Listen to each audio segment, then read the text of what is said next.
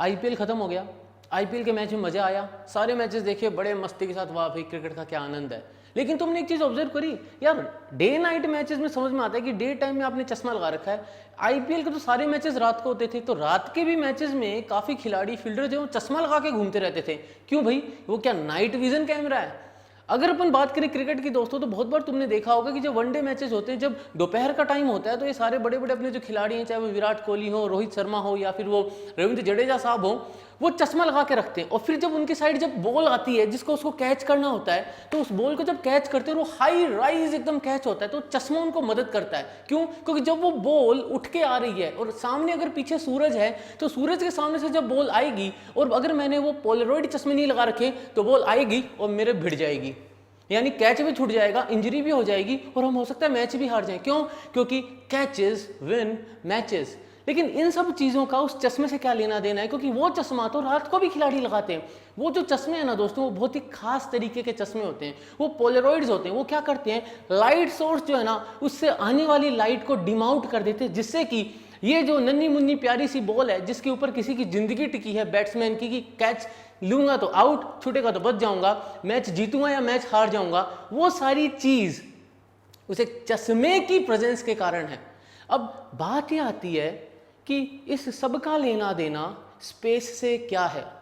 दोस्तों, जब NASA exoplanets को ढूंढने निकलता है, तो वो भी ये क्रिकेट वाली टेक्निक ही लगाता है। और कैसे लगाता है वो आज के वीडियो में अपन जानेंगे। दोस्तों, मैं हूं तुम्हारा mentor friend Manish Purohit, I am a former scientist, और आज मैं दो बहुत ही शानदार कॉन्सेप्ट से बात करने वाला हूं। पहला कॉन्सेप्ट है कि किस तरीके से हमें एक सुपर शाइनी, जो मेरा बैकग्राउंड में सुपर शाइनी ऑब्जेक्ट है जो कि खूब रोशनी छोड़ रहा है, उसके सामने मुझे एक छोटे से प्लैनेट की अगर फोटो खींचनी है तो मैं कैसे खींचूंगा, क्योंकि मेरे को पीछे जो सूरज है वो ओवरवेल्म कर देगा, और जो है रोशनी मुझे इतनी ज़्यादा मिल रही होगी स्टार के ग्लेयर से, सन के ग्लेयर से, कि वो छोटा मोटा ऑब्जेक्ट तो मैं मिस कर जाऊंगा, जैसा कि क्रिकेट वाले एग्जाम्पल में हम देखते हैं। लेकिन दोस्तों, नासा यूज करता है डायरेक्ट फोटो खींचने वाली टेक्निक को एक्सोप्लैनेट्स को ढूंढने के लिए।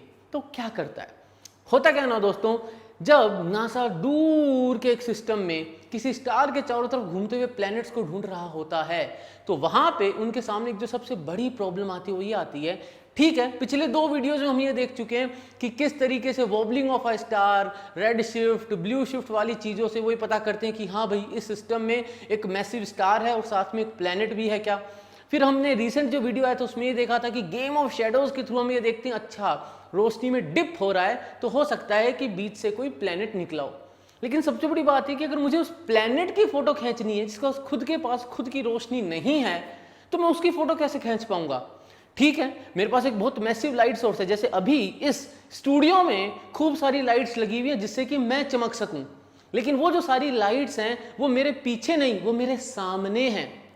लेकिन अगर ये सारी लाइट्स मेरे पीछे होंगी और फिर अगर मैं इसी पर्टिकुलर सीन को रिकॉर्ड करूंगा, तो सिचुएशन ऐसी नहीं होगी जैसी तुम्हें दिख रही है।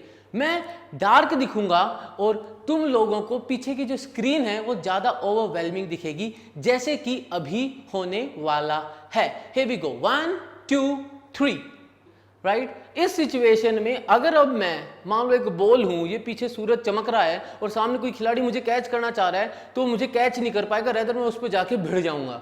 और इसी चीज को अवॉइड करने के लिए जो क्रिकेटर्स हैं वो पोलरॉइड पहनते हैं। लेकिन जब नासा अपने टेलीस्कोप्स को डीप स्पेस में पॉइंट करता है, तो वो कौन से पोलरॉइड पहनता है, लेकिन वहां पे भी सेटिंग करी जाती है। ओके, पहले तो उजाले में आ जाते हैं दोस्तों। Here we go, 1 2 3 go. So here we are. तो अब देखिए, रोशनी जब मेरे सामने है तो मैं तुम्हें दिख रहा हूं, लेकिन क्या मैं स्पेस में जब एक प्लेनेट को ढूंढ रहा हूं तो क्या अपनी साइड से टॉर्च चला के उसके ऊपर रोशनी डाल के देखूंगा?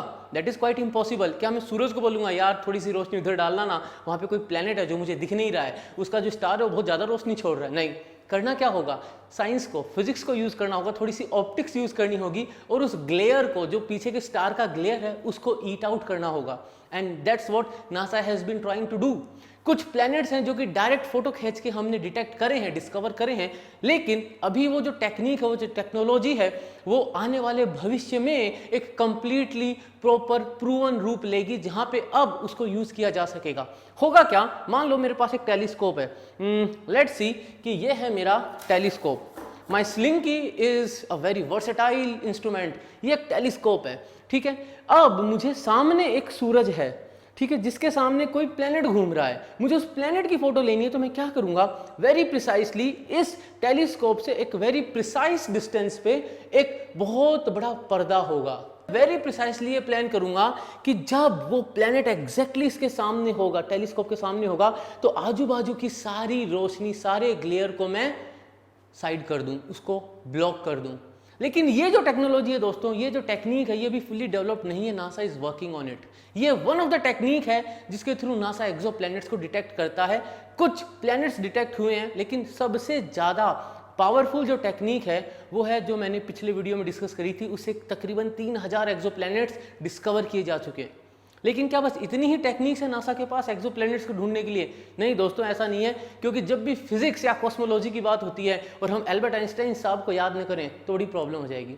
तो एल्बर्ट आइंस्टाइन साहब ने जब बात करी थी स्पेस टाइम की, तो वहां पे ग्रेविटेशनल लेंसिंग नाम का एक फिनोमेना है जो कि स्पेस टाइम के अंदर होता रहता है। ये ग्रेविटेशनल लेंसिंग क्या है? तो जब हम स्पेस टाइम को ऑब्जर्व करते हैं तो हम क्या मानते हैं कि एक ट्रैम्पोलिन के जैसा है। अब उस ट्रैम्पोलिन के ऊपर अगर मैं एक मैसिव मास को रखूंगा तो वो जो मास है वो ट्रैम्पोलिन को दबा देगा। जब वो मास ट्रैम्पोलिन को दबाएगा तो ट्रैम्पोलिन के ऊपर अगर मैंने स्ट्रेट लाइंस खींची हुई है तो जब वो मास ट्रैम्पोलिन को दबा के स्ट्रेच करेगा, वो जो लाइंस हैं वो बेंड हो जाएंगी। ये जो फिनोमेना है जहां पे वो लाइंस बेंड होते हुए दिखती हैं, इसी को मैं कहता हूं ग्रेविटेशनल माइक्रो लेंसिंग या ग्रेविटेशनल लेंसिंग। होता क्या है, मान लो एक दूर का स्टार है और वो जो स्टार है उससे मुझे कुछ रोशनी मिल रही है, वो बीच में कोई प्लेनेट घूम रहा है उसके चारों तरफ। तो जब वो प्लेनेट उस स्टार के सामने से घूमेगा तो देयर इज अ पॉसिबिलिटी कि जो उस प्लेनेट का मास है वो थोड़ी micro lensing, not the proper gravitational lensing, लेकिन ग्रेविटेशनल माइक्रो लेंसिंग करे। क्यों भाई, मास कम होगा ना प्लेनेट का। अब उस माइक्रो लेंसिंग के चलते क्या होगा, वो रेज जो उस स्टार से आ रही थी और हमें थोड़ी बहुत मिल रही थी, ये एक स्टार है जिसके सामने से एक प्लेनेट जा रहा है। अब ग्रेविटेशनल माइक्रो लेंसिंग में क्या होगा, इस स्टार से जो रोशनी आ रही थी वो हर डायरेक्शन में जा रही थी, तो मुझे जो मिल रही थी उसकी इंटेंसिटी कम थी, जो रोशनी मुझ तक पहुंच रही थी उसकी इंटेंसिटी कम थी। लेकिन जब माइक्रो लेंसिंग होगी, जब ग्रेविटेशनल माइक्रो लेंसिंग होगी, तो ये जो रेज हैं ये बेंड हो जाएंगी and they will converge at a point. जैसे कि एक कॉन्वेक्स लेंस रेज को कन्वर्ज कर देता है। यानी ये वर्ड लेंसिंग क्यों आ रहा है, ये वर्ड लेंसिंग इसलिए आ रहा है क्योंकि उस मास के चलते जो स्पेस टाइम में डिस्टोर्शन हुआ है, वो जो लाइट की रेज हैं उसको ऐसे फील कराएगा जैसे कि बीच में कॉन्वेक्स लेंस रखा हुआ है और वो जो रेज हैं वो कन्वर्ज हो जाएंगी। और जब रेज कन्वर्ज होंगी तो फॉर अ मोमेंट मेरे को एक स्पाइक मिलेगा इंटेंसिटी में। अभी तक के जो सारे फिनोमेना अपन ने देखे थे वहां पे इंटेंसिटी में डिप मिल रहा था, वहां पे जो वेवलेंथ थी उसमें शिफ्ट मिल रहा था। लेकिन अगर माइक्रो लेंसिंग हो रही है, अगर ग्रेविटेशनल माइक्रो लेंसिंग हो रही है, तो we will observe a certain spike बहुत छोटे से ड्यूरेशन के लिए। और अगर उस स्पाइक को हम पकड़ पा रहे हैं तो हम बता सकते हैं कि वो जो सन है या वो जो स्टार है, दूर का जो तारा है, उसके आजू बाजू कोई प्लैनेट घूम रहा है या नहीं। ये दोनों ही टेक्निक्स दोस्तों बहुत ज़्यादा अभी इस्तेमाल में नहीं आ रही हैं, लेकिन स्टिल नासा इनको भी यूज़ करता है एक्सो प्लैनेट्स को ढूंढने के लिए। एक्चुअली सबसे बड़ा सवाल ये आता है एक्सो प्लैनेट्स को ढूंढा क्यों जा रहा है, और उससे बड़ा सवाल ये आता है जो एक्सो प्लैनेट्स हैं उनको कैटेगराइज कैसे किया जाता है। उसके लिए we have to wait for the next video जिसमें हम डिस्कवर करेंगे और बातें करेंगे कि जो एक्सो प्लैनेट्स हमें मिले हैं इसमें से अर्थ लाइक प्लैनेट कौन से हैं, टेरेस्ट्रियल कौन से प्लैनेट्स हैं जो हमारे काम के हैं, जिनको हम ज़्यादा पढ़ना चाहते हैं, और कौन से प्लैनेट्स ऐसे हैं जिनके बारे में पता तो चल गया है लेकिन we are not interested in them. So दोस्तों, अगर वीडियो पसंद आया हो तो लाइक करो, शेयर करो, सब्सक्राइब करो, बेल आइकन जरूर दबा देना दोस्तों।